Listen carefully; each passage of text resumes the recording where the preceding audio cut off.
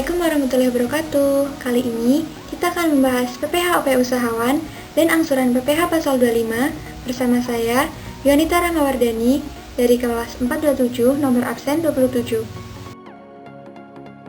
Apa sih WP OP Usahawan?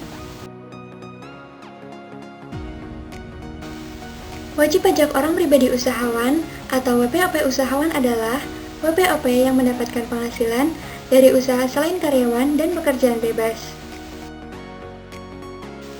Contoh dari WPOP usahawan antara lain pengemudi ojek daring, petani, pemilik usaha fotokopi, tukang urut, dan lain-lain. Nah, yang bukan contoh WPOP usahawan, arsitek, akuntan, PNS, pengacara, dan lain-lain.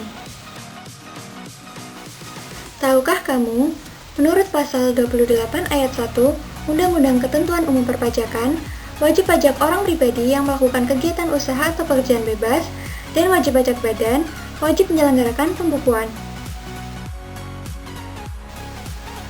Lalu, apa sih pembukuan?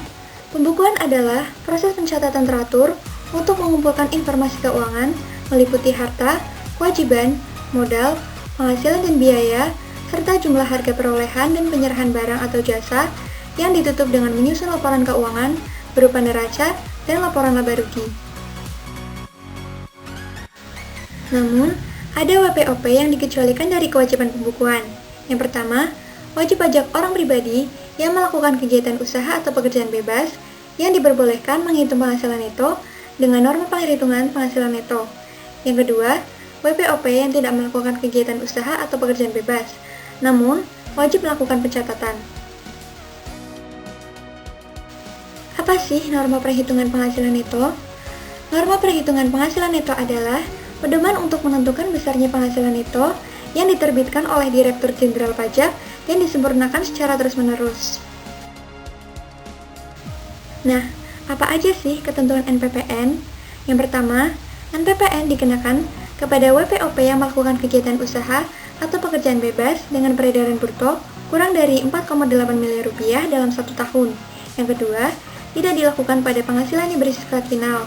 Kemudian, dilakukan pada masing-masing jenis usaha dengan memperhatikan pengelompokan wilayah dan wajib melakukan pencatatan. Pengelompokan wilayah dibagi menjadi 3. Yang pertama, 10 ibu kota provinsi, yaitu Medan, Palembang, Jakarta, Bandung, Semarang, Surabaya, Denpasar, Manado, Makassar, dan Pontianak. Yang kedua, ibu kota provinsi lainnya, dan yang terakhir, daerah lainnya. Untuk menghitung PPh akhir tahun WPOP usahawan, kita harus menghitung penghasilan neto dikurangi zakat atau sumbangan keagamaan wajib untuk menghasilkan penghasilan neto setelah zakat atau sumbangan keagamaan dan dikurangi kompensasi kerugian untuk menghasilkan penghasilan neto setelah kompensasi kerugian, dikurangi PTKP untuk menghasilkan penghasilan kena pajak atau PHKP. Untuk menghitung PPh terutang, kita harus mengalihkan tarif dikali PHKP dan PPh terutang dikurangi kredit pajak yang dipotong atau dibungut pihak lain untuk menghasilkan PPh yang harus dibayar sendiri. Untuk menentukan PPh kurang atau lebih bayar, PPh yang harus dibayar sendiri dikurangi PPh dibayar sendiri, yaitu PPh Pasal 25.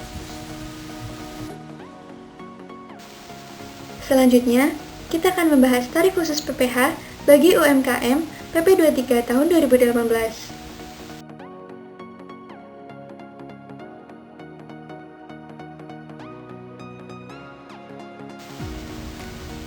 Menurut PP 23 tahun 2018, subjek pajak yang pertama, WPOP, 2, WP badan tertentu yaitu koperasi, CV, firma, yang ketiga, PT dengan peredaran bruto sampai dengan 4,8 miliar rupiah per tahun pajak, kecuali yang pertama, yang memilih untuk dikenai PPh berdasarkan ketentuan umum, kemudian, WP badan yang memperoleh fasilitas tax holiday atau tax allowance, yang ketiga, BUT, kemudian CV firma yang dibentuk oleh beberapa WPOP dengan keahlian khusus dan menyerahkan jasa sejenis dengan pekerjaan bebas.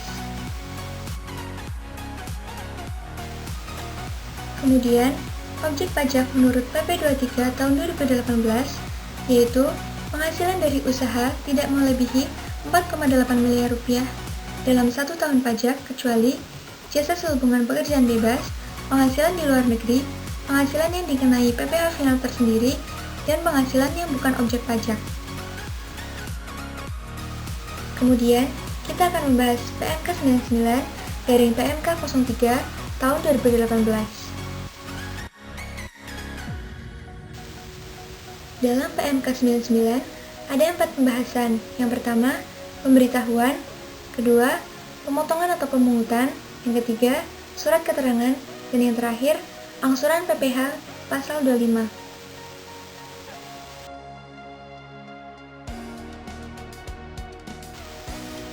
Yang pertama, pemberitahuan. Pemberitahuan disampaikan ke KPP tempat WP pusat terdaftar, KP2KP atau KPP Mikro yang berada di bawah wilayah kerja KPP pusat terdaftar, saluran tertentu yang ditetapkan DJP PPh umum berlaku tahun pajak berikutnya. Yang pertama, WP yang awal tahun pajak 2018 sampai dengan 30 Juni 2018 dikenai PPh umum dapat dikenakan PPh umum sampai dengan akhir tahun 2018, pemberitahuan paling lambat tanggal 31 Desember 2018. Yang kedua, WP terdaftar tanggal 1 Juli 2018 sampai 31 Desember 2018 dapat dikenakan PPh umum mulai tahun pajak terdaftar pemberitahuan paling lambat 31 Desember 2018 atau paling lambat akhir tahun pajak terdaftar. Yang ketiga, WP terdaftar 1 Januari 2019 dan seterusnya dapat dikenai PPh umum mulai tahun terdaftar pemberitahuan saat pendaftaran.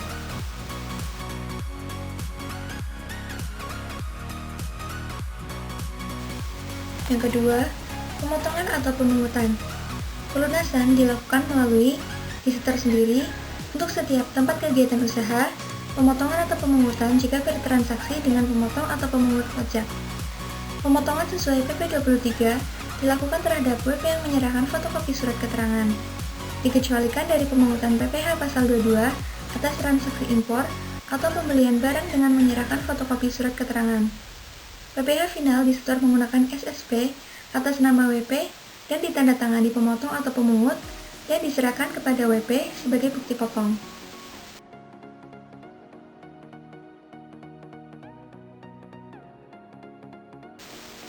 Kemudian, surat keterangan.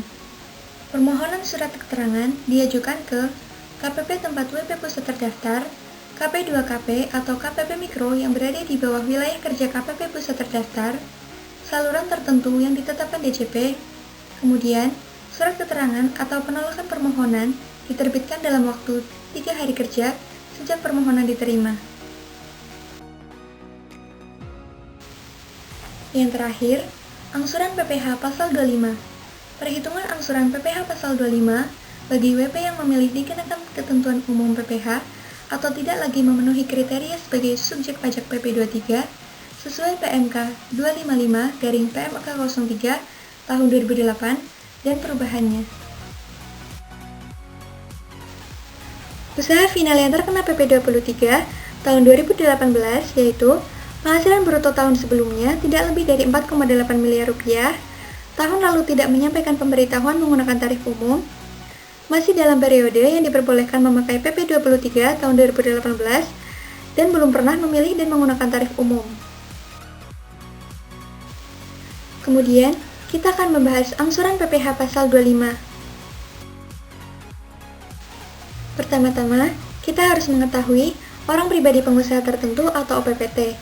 OPPT yaitu wajib pajak yang melakukan kegiatan usaha perdagangan atau jasa sehubungan dengan pekerjaan bebas pada satu atau lebih tempat kegiatan usaha yang berbeda dengan tempat tinggal wajib pajak sebagaimana diatur dalam perundang-undangan di bidang perpajakan. Kewajiban perpajakan OPPT. OPPT yang memenuhi dan menggunakan PP 23 tahun 2018, pemajakannya mengikuti PP 23 tahun 2018, yaitu 0,5%. Sedangkan OPPT yang tidak memenuhi dan masih menggunakan pencatatan, maka menggunakan NPPN dikenakan tarif umum dan kewajiban angsuran PPh pasal 25 tiap bulan adalah 0,75%. Menghitung angsuran PPh pasal 25. Besarnya angsuran PPh pasal 25 tiap bulan adalah PPh terutang dikurangi PPh pasal 21 dan PPh pasal 23 yang telah dipotong, serta PPh pasal 22 yang telah dipungut, dan PPh pasal 24, kemudian dibagi 12 atau jumlah bulan dalam tahun pajak. Terdapat dua kondisi perhitungan PPh pasal 25. Kondisi pertama, apabila tidak terdapat penghasilan neto tidak teratur. Perhitungannya, PPh yang harus dibayar sendiri dibagi 12 atau jumlah bulan dalam tahun pajak. Kondisi kedua, apabila terdapat penghasilan neto tidak teratur. Perhitungannya, penghasilan neto dikurangi penghasilan neto tidak teratur, kredit pajak dikurangi kredit pajak tidak teratur, kemudian dibagi 12 atau jumlah bulan dalam tahun pajak.